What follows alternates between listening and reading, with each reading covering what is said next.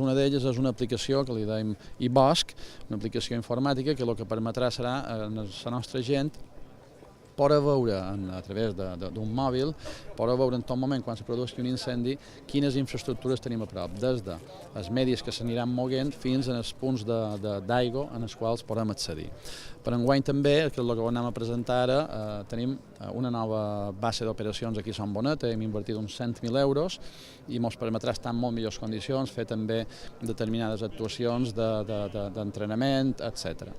A Eivissa també estem a la Coma, que hem firmat un conveni que el que pretenim és poder-nos desplaçar més aviat a l'aeroport d'Eivissa. Antes estàvem a l'aeroport d'Eivissa i això ens condicionava en el que era tot el moviment d'avions, etc. Això ens permetrà ara que ens puguem moure més aviat, no haver d'estar pendent com havíem d'estar fins ara en relació amb el tràfic aeri.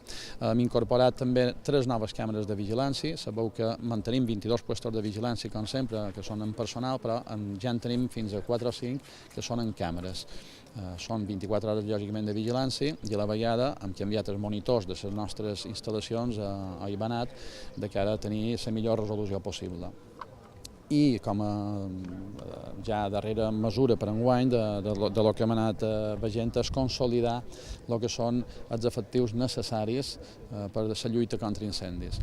Amb un missatge que crec que és que hem de mantenir també sempre, i és el 80-85% dels incendis que se provoquen, el que tenim, són provocats per les persones, ja sigui voluntàriament o involuntàriament, la majoria involuntàriament.